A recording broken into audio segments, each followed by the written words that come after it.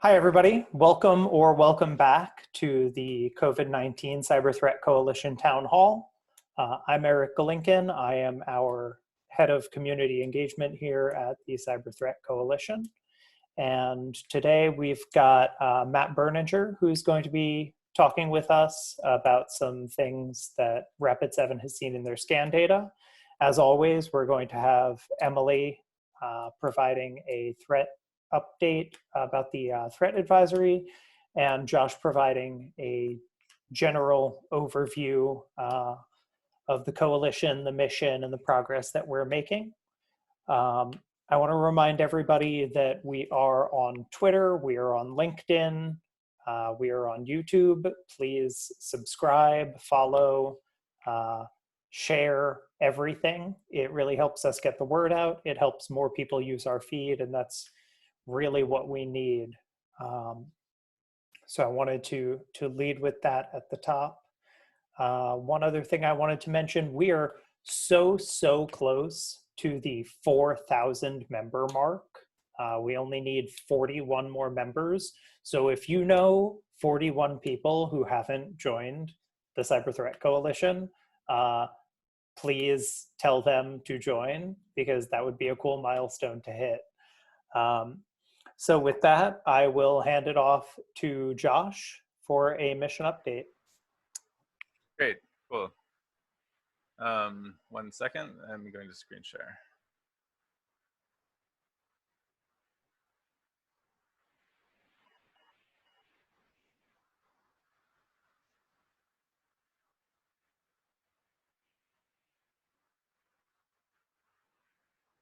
Okay, can you guys see a full screened version of my slides?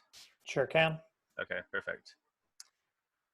Okay, so I'm going to go over, so apologies for folks who've been here at past town halls. This is going to be a little bit repetitive, but I'll go through the repetitive part quickly. I'm going to start by describing what our mission is and what we're seeking to achieve. So a premise of our work here is that as cybersecurity professionals, we have essential skills in this crisis era that we're living through right now. So we are certainly not the protagonists or the heroes of the response to the pandemic. That title definitely goes to folks working in the medical community. But we believe we have a very strong supporting role to play.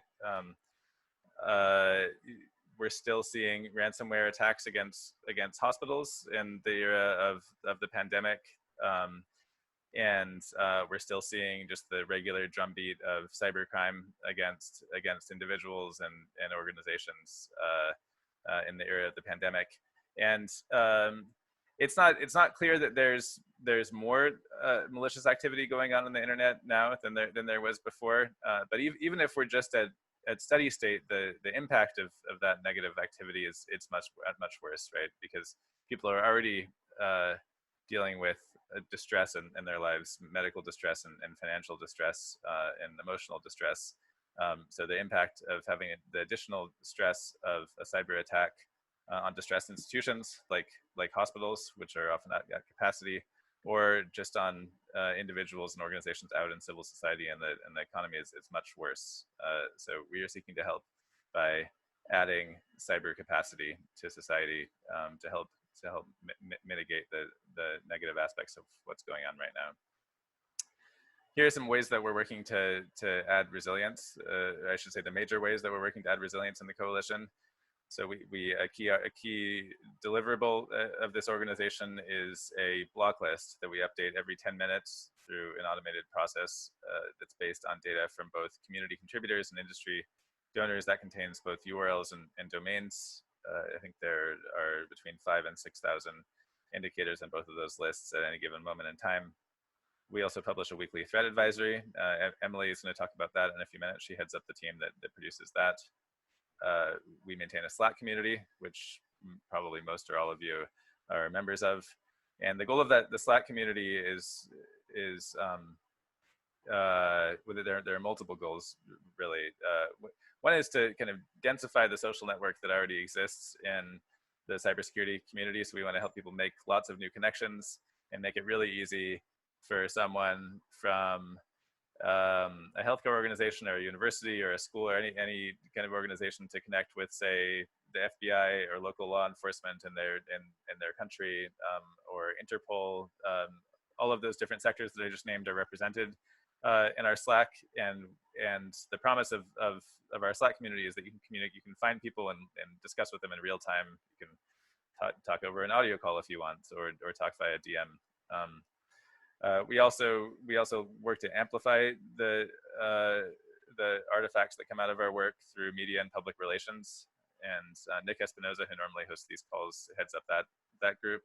And then we do this weekly town hall. So these are the activities that we're up to. We see our mission as simple in a way. We just want to keep hammering and incrementally improving on these items and make our contribution in that way. And we want to measure our progress as we go and improve as we go.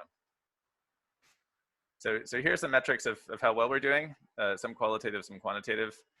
We've received really widespread recognition in the media, thanks to the great work that folks are doing here, and also thanks to the efforts of our media team. Any of the teams that I'm mentioning, you can get involved with as a volunteer, and we would love that. That's part of what we would like to achieve here with these town halls, actually. So reach out to any of us afterwards. But so our media team has been doing a really good job of outreach. So all of the articles on this slide describe what the COVID-19 Cyber Threat Coalition is up to, some of our work, and in some cases point people to our website and to our Slack. At the qualitative level, we've been getting very good feedback on our block lists. So thanks to everybody who's been contributing indicators through our community to the block list. We've been seeing folks from healthcare organizations like the NHS and the UK describe using our block list. Folks from the public sector, like New York City, we've got multiple organizations within New York City that are using the block list. And folks in industry, Fortune 100 and 500 companies.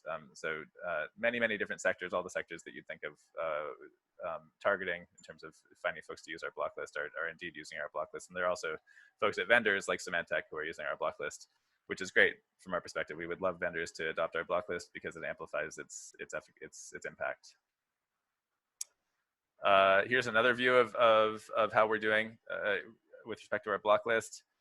This is a time series of block list unique visitors. So daily, this chart's a little bit confusing, but basically you look at this red line and refer to this axis, you see that over the last month or so, initially we were getting about 1,000 unique visitors downloading our block list from our block list server every day, and that's gone noticeably higher in the last couple of weeks, which is great. And in the last month, 41,000 unique IPs have hit our block list. We're seeing more people sign up for Open Threat Exchange. Open Threat Exchange is the platform that we use to collect threat intelligence from our community. We've got 668 members on there who are contributing threat intelligence to our threat intel group. Encourage anybody who has threat intelligence to share on this call who would like to contribute to the block list. Please please Google Alien Vault Open Threat Exchange, make an account, and then attach yourself to COVID-19 Cyber Threat Coalition Unvetted group. What we do is we suck up the indicators that people are posting in this group. We run them through a SOAR platform that vets them for FPs, and then those get published out to the block list. So please do contribute. And here's a measurement of how active our Slack community is. So we're close to as Eric said, we're close to 4,000 members in our Slack community. This is a measure of active members and how often folks are posting in our Slack community. What we saw when we first started the COVID-19 Cyber Threat Coalition was there was a big burst of activity in our Slack, and then since then we've been pretty steady. Although you do notice maybe a subtle decline in activity on our Slack. I'd attribute that to people getting exhausted by what everybody's dealing with right now. I know I have a child at home and another on the way, and my wife and I both work, and I also have a very full-time job, and it's tiring to do volunteer work. the fact that we've been able to sustain a fairly stable level of activity, I think, is a huge victory. And obviously, as this crisis continues, we would like to see these numbers start to move up. So you can help by staying active and getting your connections within the cybersecurity community to get active on our Slack. And that's it. We'll be happy to take questions at the end of the presentation. Feel free to, I'm Joshua Sachs. Please feel free to reach out on Slack if you'd like to volunteer, and any of the other volunteers on this call, I'm sure, would be happy to receive your questions as well. Awesome. Thank you so much, Josh. And I did drop it in chat, but if you have any questions for any of our panelists at any time, please feel free to drop them in the Q&A. That is probably the easiest way to manage question answering. But it looks like we don't have any open questions. So with that, thank you so much, Josh. I really appreciate you going through that. Emily, if you wanted to go ahead and present our weekly threat advisory update. Yeah, for sure. I'm going to share my screen really quickly. Okay, are you all able to see that? The Sure can. slides? Awesome, cool. So yeah, I'm Emily. In case you haven't attended one of these before, I head up the threat advisory team. And we focus a lot on original research that we can provide to the community, both through members' donations of data that their companies have given us access to and analysis, as well as covering any really big events in the security space that are relevant to COVID. So if you're interested in getting in on that, please contact me or ping any one of us afterwards, and we can help get you connected with the group. So let's go ahead and dive into some of these trends. So if you've been following along, you've known, if you've attended several of these or read our advisories, you've seen that we have tracked domain trends pretty much from the beginning of the coalition, and this is no different. So we've continued doing that. And if you look at the chart here on the left, which is provided by Domain Tools, we're looking at daily COVID and coronavirus related domain registrations, where the red line indicates domains that are likely malicious and blue ones that are likely benign.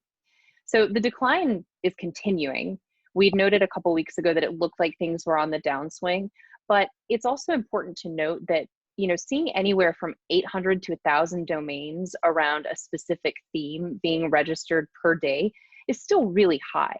It's just a decline from the really wild spike that we saw in mid-March. So on the right, in data provided by Sophos, we can see traffic to COVID-related sites. So from this data, while other domain keywords and tokens are experiencing a spike in traffic, which we'll talk about a little bit later, COVID is still one of the most popular tokens that they're seeing in their customer traffic. So we're not totally over that hump yet, it doesn't seem like. The registrations are down, but traffic to these sites is still continuing.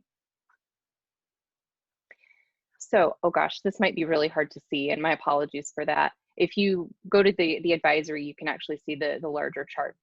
But so similar to the token analysis that we shared a couple of weeks ago, data scientists at Sophos looked at the distribution of keywords or tokens being used in all domain registrations, regardless of whether they might be malicious or not. They looked at the popularity of keywords before and after COVID was a major news topic. And so in this graph, again, sorry that might be tough to see, but the blue line indicates Can we tap present, Emily? Maybe that would make it easier for us to see. Let's see, I'm gonna lose my notes now, but that's okay. No, that's all right. Can you all still see that? It looks a lot better to me. Perfect, okay, cool. So the blue line represents home, which is a keyword that's been pretty popular throughout time, both before and after coronavirus broke into being such a big news topic. And the orange line along the bottom that's essentially at 0 for like the first 3/4 of that axis represents reopen, which has seen a huge surge beginning in mid-April. So there have been allegations of astroturfing around the reopen movement here in the US, and this could just be an artifact of that. So moving more into looking at domain trends a little bit against some additional data, as municipalities are starting to lift quarantines and we're starting to see the shift back to some kind of normalcy, the security community has observed a shift away from COVID-themed phishing and spam lures. So members of the Threat Coalition have reported seeing this.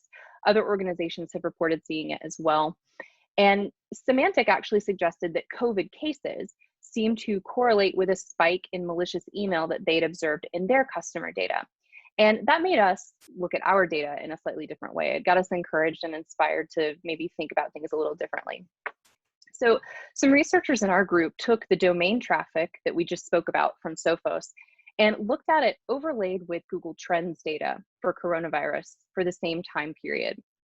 And that's this graph here. So the solid line that you see along the bottom and then starting to spike up here, this is traffic from Sophos customer data, whereas the individual light blue bars represent Google Trends data from the same time.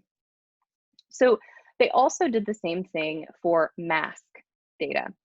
And this is pretty interesting. So it doesn't track perfectly across either of these really, but there's definitely a relationship there that's worth looking at a little bit further. And I should say that, the caveat here is that Google Trends data isn't exact. It's not an exact measurement. And we can't say exactly that searches are any kind of a leading indicator or predictor of domain registrations or other security related trends. But again, the fact that these track so closely, both with mask and then also coronavirus, that's worth looking into a little bit more. There could be something to that for sure. So shifting gears entirely, and we'll talk about the rise of RDP brute forcing. So researchers at Kaspersky have reported a rise in these attacks, with most of the increase happening around the globe, honestly, across multiple countries in early March. And SANS Internet Storm Centers also reported similar findings in regards to an uptick in brute force activity around RDP. So this isn't a new technique, it's not a new threat, but as we've often talked about in our advisories and just other discussions we've had in this group, any kind of tool that's going to facilitate working remotely or working from home is going to be at greater risk than it might have been before. There's so many more users, there's so many more potential misconfigurations out there, and that's perfect for attackers to take advantage of right now. So that said, just like with other threats that we've talked about before, the quickest precautions to put in place against this really are just really good security hygiene practices.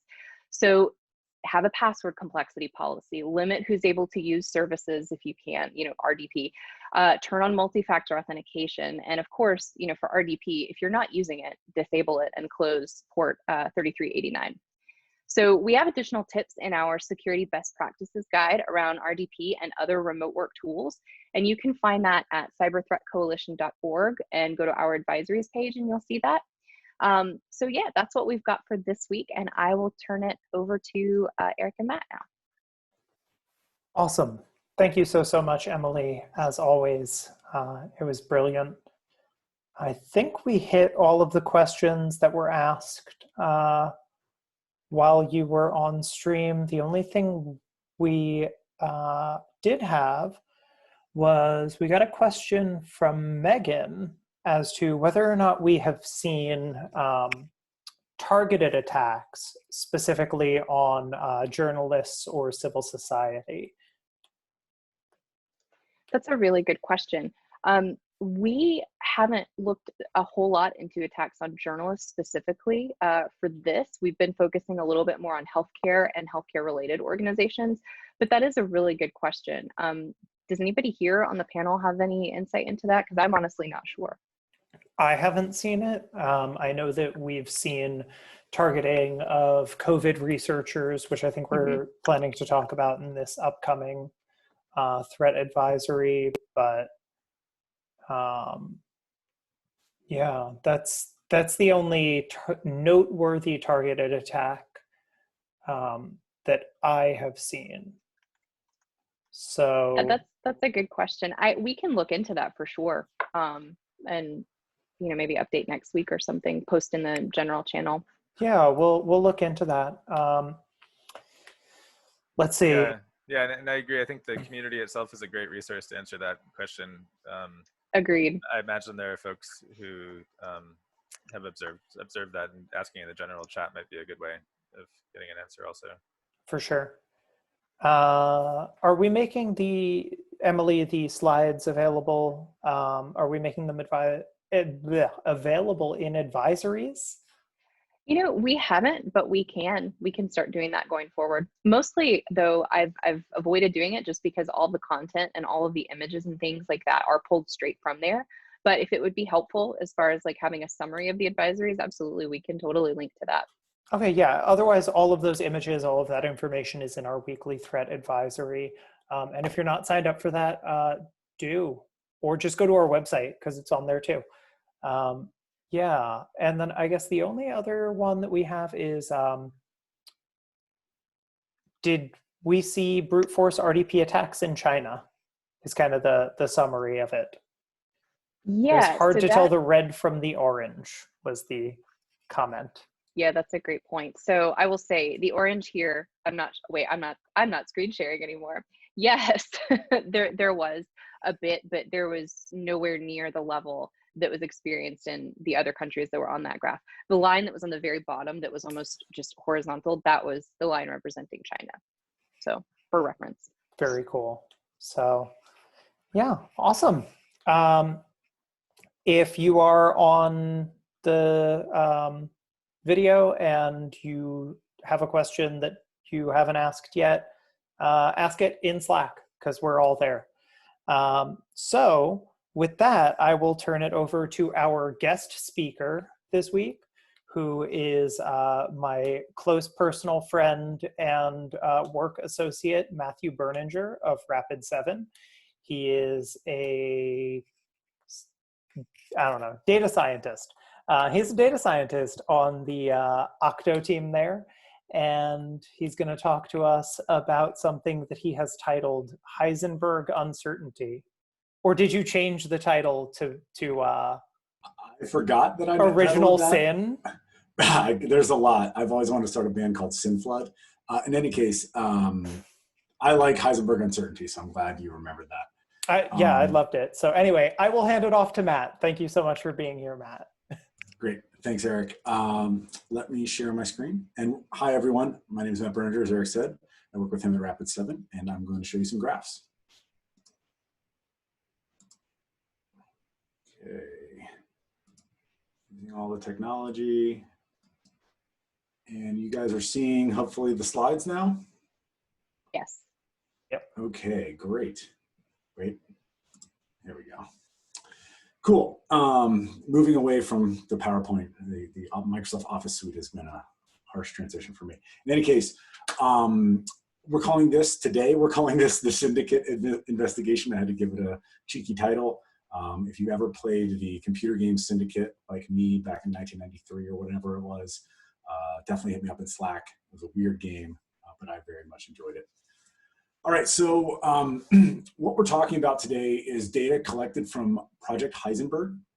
You can read about it on our Rapid7 blog or on our Rapid7 website, and it is essentially a honeynet, and we explain more on the website, but we're collecting connections from IP addresses and basically entities that are scanning the internet. So, like any honeypot, if you're familiar with honeypot technology, we have a number of honeypots deployed, and we're collecting that information like many other companies and organizations do. So that data comes back to us on the Rapid7 data science team or on the Octo team, and we then make graphs from it and try to figure out what's going on. So I greatly enjoy working with this data, and that's what I'm doing today. So quick, first a shout out. So back in March, the activity I'm about to describe was, at least the first mention I can find. If you can find something earlier, let me know. But Andrew Morris of Gray Noise started tweeting about this March 5th. And I think there's even some tweets previous to that in January and February that are probably related. But in any case, he's been talking about this for a minute. And it's just a lot of, as he says, spoof traffic here. And we assume it's spoofed based off of a lot of different things that I'll show you. But this was sort of the first notification that we saw, and actually was really helpful in corroborating what we were seeing as well. So we've been in contact with him, and the information he's provided has been incredibly helpful for us. So I just want to give a shout out there. All right, so this is what we're talking about. This is several ports. You can see ports on the top right here. And this is the connection, or rather distinct source IPs, and I say source with air quotes, that we're seeing over time on our honeypots. This is somewhat filtered, but they follow a very clear wave function here. And that is not always the case. You can even see the sort of spots in between, but, you know, in the middle of February and the middle of January, they're definitely not tracking as closely, but then there are these days, there are these periods where the number of distinct source IPs we see on these highly popular scanning ports are tracking almost identically. So as someone who looks at line graphs all day, this definitely pops out. So we've localized this to the activity that we're trying to profile here. I'll show you another view. This is the connections separated by those ports, so not as tightly coupled. Port 22 SSH is, I should mention this is all on TCP. So if you're curious whether 53, for example, is TCP or UDP, that's TCP 53. Port 22 here is winning, but again, they're tracking pretty closely here. So we don't see a perfect lineup between source IPs and connections. And if you're curious whether the distribution of connections per IP is the same every single time, it's not. That'd be great, because that would give us an interesting stability data point to pivot off of, but that isn't the case. So we do see connections increasing dramatically on these periods, but not with the same complete lockstep that we saw the distinct source IPs. So those are the sort of top ports where we are able to keep this very tight coupling, the subset of ports there. There are, however, lots of other ports involved, we think involved in this activity. These other ports I've added here, they track, as you can see, very closely with that wave function, but then in April or the end of March, they drop off, right? We get a flat line except for 7547, which is like a random router port that I've been doing some research into. But in any case, they sort of drop off. They're there for the January spike, they're there for the February spike, they're there for the party through all of March, and then they kind of just leave. So this is another set of ports that we're tracking. So just wanted to add that. There are other ports like port 17 and port 7 and 853 and other ones that are randomly involved. It's not every port, so it's not like a port scan, but it is a lot of other ports, but they don't necessarily track this same wave function quite as tightly, so I don't include them in this analysis. But some of the IPs that are involved in this activity are also sending SYN scans essentially on other random TCP ports. So what, you might be curious, like I'm just showing you this graph, right? This is definitely newish to us. I say newish because like literally as of today, I'm becoming aware of the fact that this may have been going on years in the past. We're looking into that. But this is like since August of last year on our honeypots. And I mean, as you can see, the distinct sources here, this is definitely new. We don't see that many distinct sources on a daily basis until January, where we see that first spike. And then since March 1st, it's just been going crazy. So the data is telling us there's something new happening here. So what makes this traffic unique? I should add that we do expose some of this Heisenberg data on our website. So if you go to our website and follow our intuitive UI, I'm sure you'll find it. And if you're curious, you can ask me in Slack and I'll point you to it. We share the data from our honeypots as well. But the obfuscated IPs because I'm paranoid, and that's just a habit of mine. In any case, what you're seeing here is, if you're familiar with Wireshark, you're seeing SYNs and SYNACs, but not that final act. So we don't get it completed through a handshake. This is one of the reasons we believe this to be spoofed activity, because the original SYN packet is being sent. We are then saying, hey, we're here, let's talk. And it's never getting back to the actual sender because it was actually not them, right? So this is completely consistent. I would love to see a completed connection so I could get some more rich data out of it, but I don't. I don't see it ever go to HTTP. I don't ever see it complete that TCP handshake. So we basically just see these SYNs, these synapses, and occasionally we see resets, but we are not seeing full conversations. And that is completely consistent across all this activity. So this is kind of what normal looks like for SYN packets. I'm sorry, I'm gonna get down into the weeds here in Wireshark. This is what normal looks like, normal on our honeypot, I should say, for SYN packets. Most notably, you'll see that the TTLs, the time to live field here, is interesting for this particular activity. What we're seeing is we're seeing very consistent frame lengths of 54, window size values of 5840 and or 29200. I'll summarize all this at the end. But we're always seeing nothing in TCP options until recently. We're seeing sort of varying strange TTLs. So we're starting to find out what is kind of different in some of these packets and what is consistent. So going back into January, February, early March, that TCP options field is almost always empty for the activity that we're trying to profile. For other inbound connections that are, say, completing the handshake, you're seeing those TCP options being set, and that's more normal. Seeing completely empty TCP options like that is kind of strange. So if you're a packet nerd, I'm definitely interested in any thoughts you have on this, but we are seeing some very consistent frame lengths at 54, TTLs sort of between 40 and 50 some, and then also between like 200 and 245, which is probably coming off of the 255 TTL. So it seems manufactured there. Anyway, I don't want to spend too much time on this. If you're curious, please ask questions. I am still poking at this clearly. And then this is what normal kind of looks like. And this is, as I said, what the SYNdicate activity looks like. There are some SYNdicate rows in here, right, where the TCP options are empty. But you can see here, it's like super consistent. So this is me filtering on that window size value, the TTL, the frame length, and it's really starting to show that this is super consistent activity that we're seeing here. The window scale field also is almost always, well, is always empty for this SYNdicate activity. So some of the indicators we're using to try and profile this activity on our honeypot is again, that frame length of 54, TTL between 40 and 60, and 220 and 245. It does change a little bit. One of the strange things I've noticed is that you'll see like back to back SYNs being sent from the same source IP to the same destination IP with different TTLs, which is weird because if that were a real connection, you would expect the TTL to be the same, given that the route probably hasn't changed in that time. So that just seems manufactured to me. And others have corroborated that as well. Again, the TCP options are empty, and that window size varies between 5840 and 29200. I haven't seen anything else other than those two. So this is just a cross tab of the same thing I just said, that window size of 54 and the window sizes and the frame lengths of 54. So this is kind of in orange what we're localizing here. These lengths of 66, these are actually full connections. These are SYNs that are involved in full connections, if you're curious why those numbers are higher.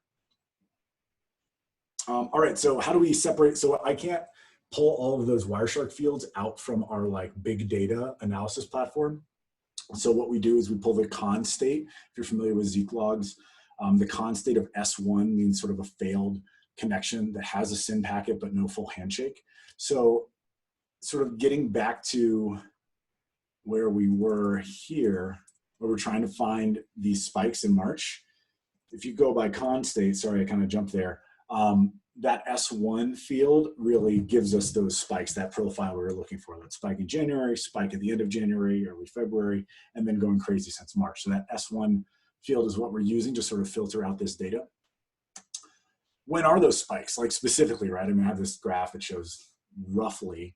And so we're seeing it in January, on the 4th of January and the 31st. So that's January 4th right there. That's January 31st going into Feb 1. In February, we're seeing it on February 1st. And then it drops off for February 2nd. As you'll see, February 2nd's not in here. Picks up a little bit on the 22nd, but orders of magnitude higher on the 1st of February here. Orders of magnitude higher on that 31st, 3rd, and 4th of January. So actually, sorry, the first spike is 1.3 and 1.4. The second spike is 1.31 and 2.1. And then from March, I mean, it's just the Rocky Mountains, right? So I should mention I'm in Colorado, so I'm biased. But yeah, it's just crazy from there. I'll also add on the far right here, you may see this, this super steep rise. May 1st and May 2nd were crazy days. So I'm looking into that right now, but those are also spikes for sure. Where is it coming from? Let's do some attribution, just kidding. This is like GeoIP, right? So this shows us basically the distribution of the country code from the source, the spoof source IPs. And this is the distribution over those ports that we were looking at. So, you know, I think it's interesting to look at. The majority are from the United States. We're still poking at this. We're looking at more provenance stuff like, you know, ASNs and what you know, purported locations these are coming from, if there's any sense or sort of method to that madness there. But this is something that we're looking into. So if you're curious what the country codes look like, this is them. I should also add, it's not just 10, it's like almost every country code is involved. This is just the top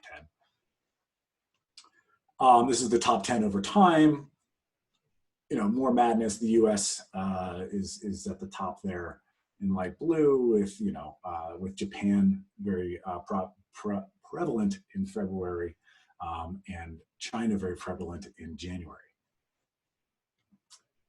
All right, so in summary, what are we seeing here? What are we talking about? Why am I talking about this? We're seeing lots of SYN packets, some resets, but mostly, you know, what you would call a SYN flood, essentially. It's consistent across those very popular ports. Again, TCP 53, TCP 123, which are not necessarily protocols you typically see traffic like this on TCP, or rather ports where you see TCP traffic, you'd expect more UDP stuff there. So that's interesting. There's a recent drop off in those other ports starting around April. And then there's participation in these other ports that are notable, but they don't follow that exact wave function. So there may be some rotation of ports going on in there. It's almost certainly spoofed. If these were legitimate bots, it'd be the largest botnet in the world by a long shot. We believe it's likely custom built and somewhat artificially varied. Again, those TTLs look manufactured, and some of the parameters of the packets look sort of manufactured. So it doesn't look like it's a normal, just somebody connecting. Again, lots of unique source IPs with high turnover. We're looking more into the IPs now that we've got a handle on what the profile of the activity is. We can now dive into the IPs and try and figure out which ones have been around a lot, which ones are showing up more often, which ones are just sort of one and done. The volume of connections and even the number of days that they're appearing is not evenly distributed among the source IPs. So it's not just somebody like running hping3 through a loop of, you know, randomly generated IPs. There's definitely something going on there. And a semi-consistent packet profile. So on a given day, those packet profiles we were sharing, the frame length, the window size, et cetera, that's pretty consistent. As you traverse from January until now, things shift. You see that 5840 window size turn into a 29200, but it doesn't deviate too much from that neighborhood. And I should also add, we recognize that talking about this publicly may change the behavior. So that may happen, and we'll keep an eye out for that. But we wanted to share with the community and see if other folks are seeing this. All right, so why are we talking about this on the COVID-19 Threat Coalition? Well, it's on the front of everyone's mind, including my own. So in January 3rd and 4th, that's the first reports. I mean, according to the WHO timeline, and you can sort of go down rabbit holes, believe me, on this, but you start to see first reports of flu-like symptoms coming out of Wuhan at that time. I should also mention that this is shortly after the killing of Qasem Soleimani. So there's a whole other rabbit hole field over there. February, we start to see reports, public reports, and of course there's reporting going on of coronavirus from January to February. But around that time, you see the death spike in Wuhan. So if you're sticking with the coronavirus conspiracy theory, that would be a data point for you. And then, of course, in March, moving to now, we're in the global COVID-19 outbreak. You know, that started before March, but when we're talking about the severity and the awareness and the reporting, you know, it tracks with that timeline roughly. So these are wildly unfounded theories, but I thought it was worth mentioning. So some theories about why, or like why is someone doing this? It could be passive collection with some listeners somewhere to catch those SYN acts. Because it's spoofed, because it's highly likely to be spoofed, it's important to know that like if it's spoofed and you send a SYN packet, you're not going to get the SYN act back because you're not actually at that IP. So you're not going to get the like fingerprint of like, hey, they do have that port open or what have you. So getting that passive information, you have to be somewhere to catch that, that SYN act. So that is an aspect of that theory. Could be testing capability for future DDoS. If you've looked into amplification attacks, being able to spoof large amounts of IP addresses is a thing you need to do. Why isn't this probably actually amplification? The reason I doubt this is amplification is because it's not a small number of spoofed IPs. If it were amplification, you would want amplifiers to respond back to your targets. And if your targets are millions of IP addresses, you're not really amplifying or concentrating that traffic in any particular location. I like thinking of amplification attacks as ordering pizzas to someone else's house. If you order everyone in the world one pizza, you're not kind of trolling anybody, but if you order Eric all the pizza, then Eric has to pay for all that pizza. And I highly recommend you order Eric all the pizza. This could be cover for some actual recon. That is something we're looking into. It's obviously hard to find. It's the point, is separating, you know, the signal from the noise there is difficult. So we're looking into that, but it could be that. That's a lot of cover to create for recon. And it also, someone made this point earlier today, you're actually bringing attention to what you're doing. So don't really know how that works, but it could be.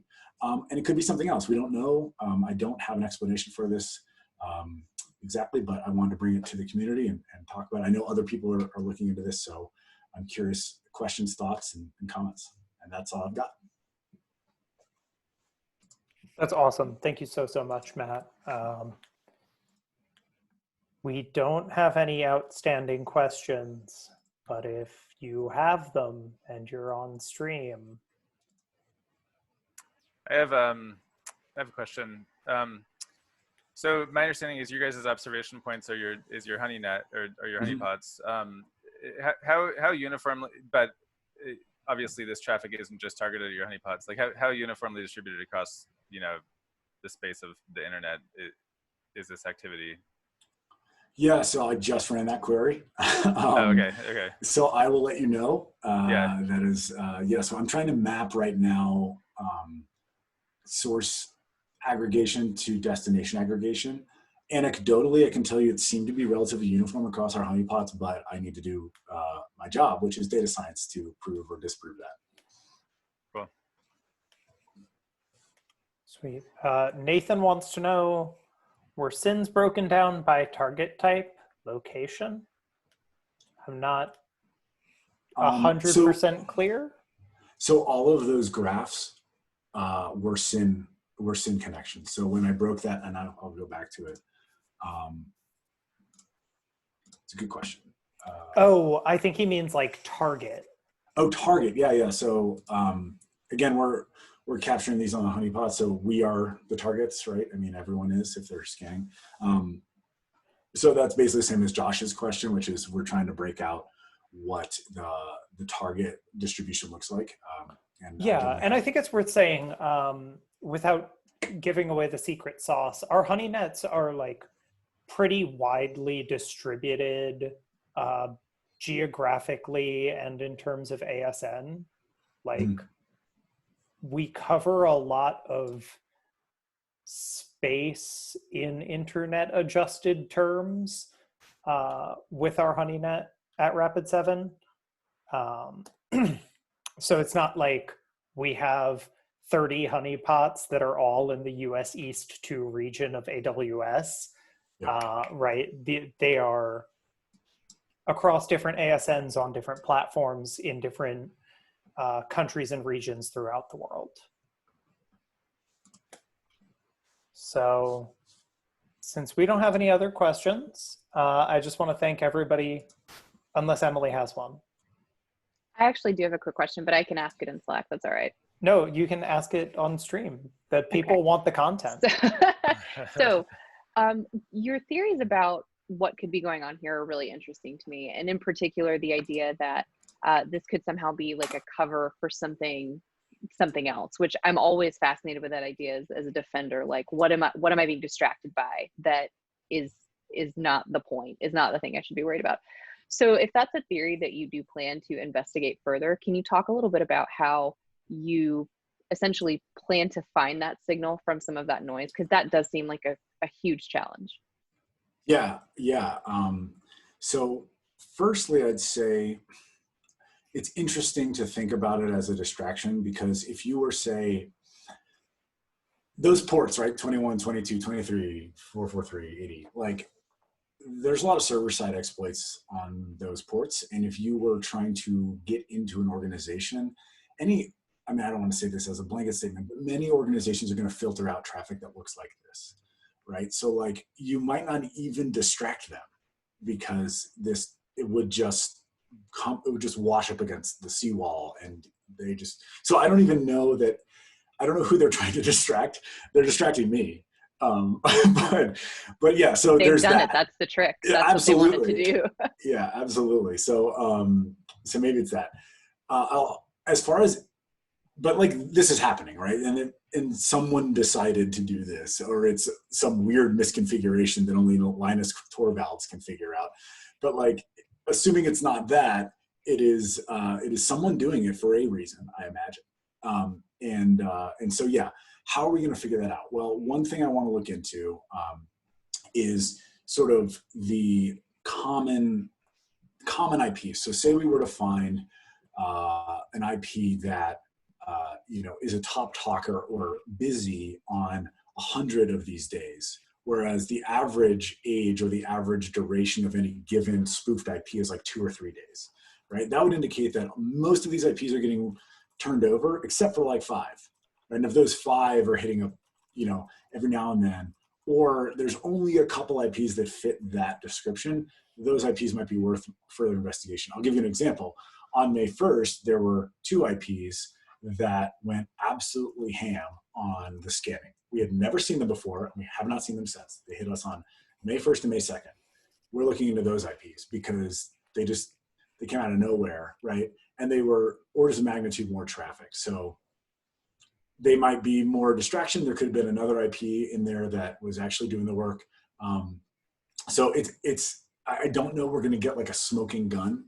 If we were to see, I'd love to see, for example, some difference in the packet structure of those IPs. So like, if I were to find, these 5 IPs have shown up 100 days and they've been kind of hiding in the noise, Boba Fetting through the trash. Sorry, I don't know if anyone gets the Empire reference. In any case, then if those packet profiles are different, then that would mean they're actually coming from a real box, and they're actually going to be able to get those responses. So I don't know. We'll have to look into it, but I think it's going to start with the statistical analysis of like IP profiling over time. Cool. That makes sense. Thank you. Okay, and I was going to ask about how likely this is some script kiddie that thought they were the DDoS, but just making a bunch of noise. I think that is not likely, given the breadth and especially the weird TTL and window sizes, and the it would be hard to do this at this magnitude by accident. I think is a fair assessment. Yep. I mean, again, like, we catch a lot of traffic on a given day. We were catching a lot of traffic in August, and this, as you can see from the graphs, like, it's way more than we see. Certainly, on a given day, there's going to be script kiddies doing scanning, but I agree with Eric that the breadth, duration, and volume here is notable. And the fact that like other folks have reached out and said that they're noticing this as something anomalous as well. Yes, yeah, absolutely. Fantastic. So with that, thank you, Matt. Thank you so much for presenting. Thank you, Emily. Thank you, Josh. I really appreciate everybody's time. Thank you, all 54 of you who stuck through to the end. There's like 20 people who left from our peak to now, and those people are less committed than you. So please take solace in that. If you're watching this on YouTube, because this will go up on YouTube, we appreciate you also. So thank you for being here. Thank you for watching. Please, again, join our Slack if you haven't. And if you have 2 friends and they have 2 friends, we can all be a pyramid, not scheme of volunteers helping one another. So yeah, thank you all so much. Have a great week. Bye, guys.